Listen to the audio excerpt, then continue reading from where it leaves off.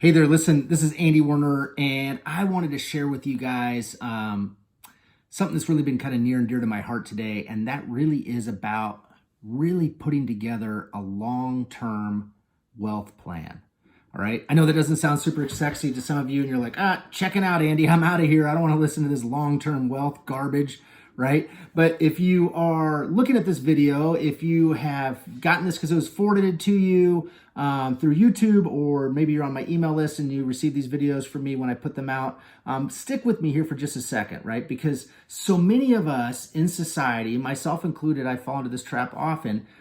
We want instant gratification, right? We want what we want when we want it, and we want it right now, right? We live in that fast food culture where we're able to get a hot meal through the drive-through at the McDonald's anytime we want it, right? And so we can get credit for anything. But if you really want to be able to have true freedom, if you want to be able to really be able to have what it is that you want when others can't have it, you're going to have some level of delayed gratification today so that you can build towards that tomorrow. And I'm not talking about living like a pauper or avoiding your daily Starbucks fix or something like that. I mean, geez, if I had to do that, I would just assume pack up shop and call it a day, right? So I'm not suggesting that. I'm not talking living this below your means, so ridiculously tight to the penny type lifestyle. But what I am talking about is putting money, time, and effort, or it could be or, into long-term passive income type activities or wealth building activities. So for example,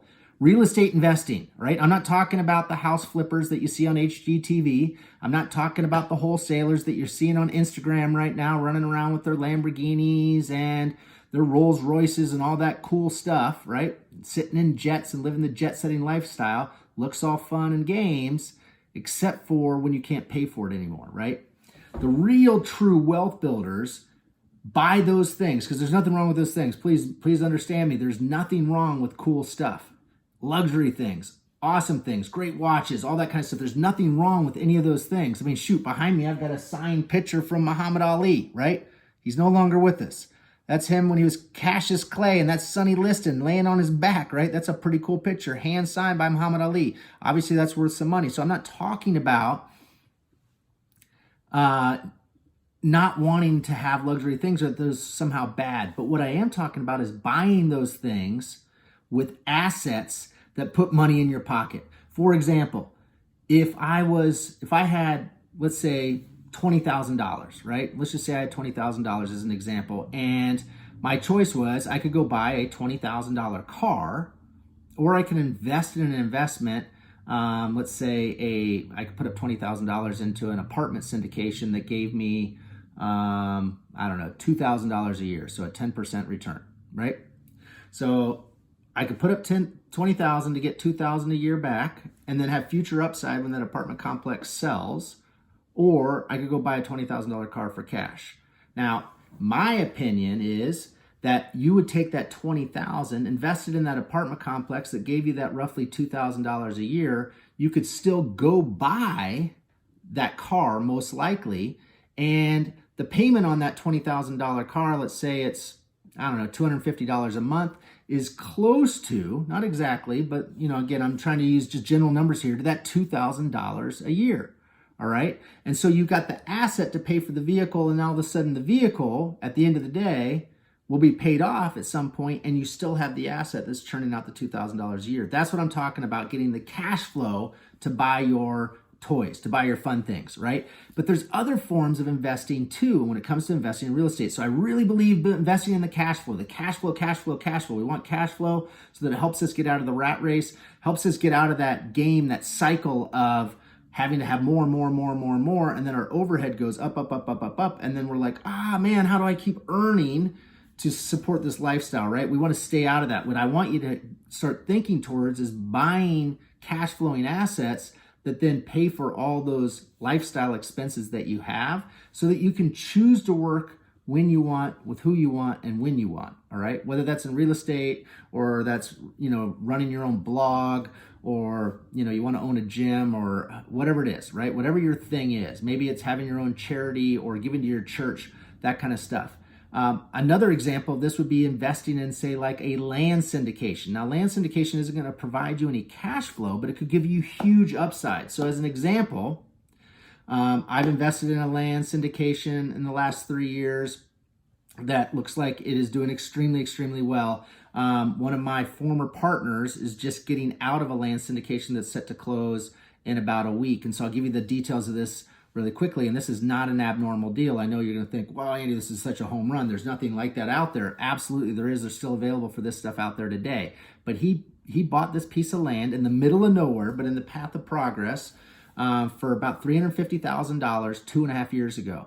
Now, he put very little of his own money into it. He raised the capital from an investor group. So again, we're not talking about a ton of money he had to go raise.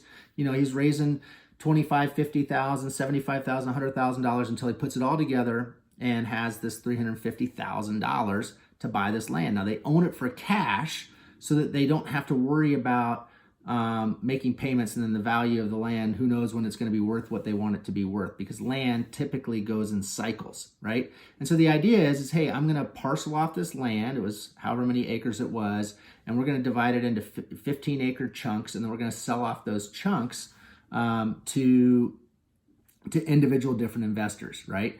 And so that was the plan. But in the meantime, he had a buyer that came in. It was a solar farm in this instance that wanted to have a piece of land that they could put their solar farm on. All right. And so again, this has taken 2.5 years. And so he had to do some stuff with the city, some engineering for the land, but it's still just dirt, right? Like there's nothing on it. There's no physical improvements. There's no squatters. There's no anything that he has to worry about, no toilets to fix.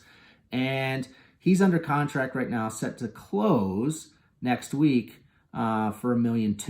All right, so he pays $350 2.5 years ago, and he's now going to sell it for $1.2 million. And you might go, well, hey, Andy, that's just because the market appreciated that much. It's not because the market appreciated that much. It's not just because of timing. It's because of what he was able to do with the land, right, and bring it to its highest and best use. Now, I'm not suggesting that you go figure out how to be a land syndicator. I'm not suggesting that you figure out how to go do all that stuff.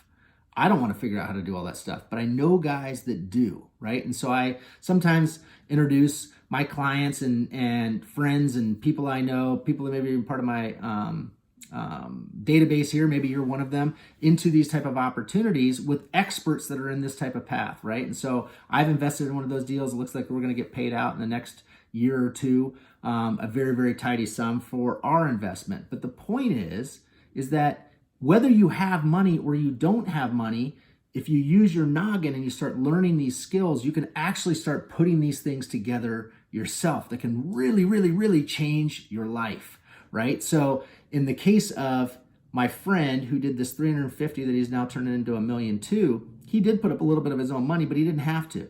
He knew how to do it. He could have raised all the money, and then he would have benefited in the profit because he's the one that assembled it all together, right? And you can do the same thing with an apartment complex, right? You can invest your money into somebody who already knows how to buy apartment complexes, manage apartment complexes effectively, increase the cash flow, and then sell it for a higher multiple in the future. Or if you don't have any money, you could go learn how to do that yourself. Or maybe even on a smaller scale, you could learn how to go and buy a single family house and just do that on a smaller scale, right? Maybe you don't have any credit. That's okay. Find somebody who does have the credit, and then you guys split it. They put up their credit, they put up their cash, but you're the one that has the time and the expertise and the willingness to learn how to do these type of deals. So look, with real estate investing, it's so fascinating because we can start building really long-term wealth, whether you have money or you don't have money, but you're willing to get hungry and build that skill level. So I want to encourage you today to go build that skill level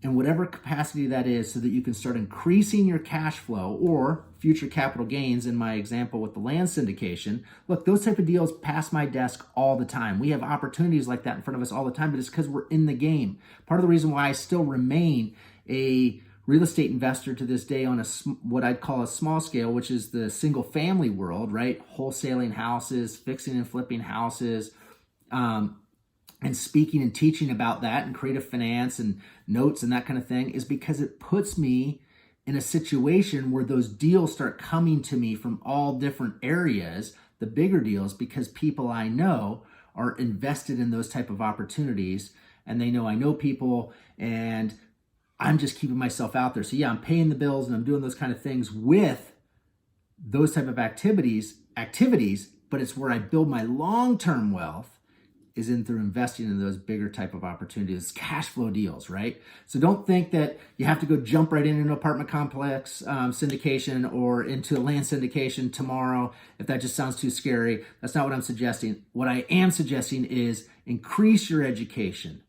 Get smarter. Never stop learning about financial intelligence, building your financial intelligence so that you can then take the action that you need to either put these things together because you don't have any money, or you have some money and you can start handing that off to the places that you know will take care of your money and help grow that money and give you that cash flow that you want. So I want to encourage you today to start making a shift away from having to earn to live and have cash flow and investments serve you so that you can choose to do what it is that you want to do. So hopefully those are some great tips for you today. Hopefully you enjoyed that story. Listen, again, this is Andy Werner. And if you want to follow me on Instagram, feel free at Wingman Werner, Werner.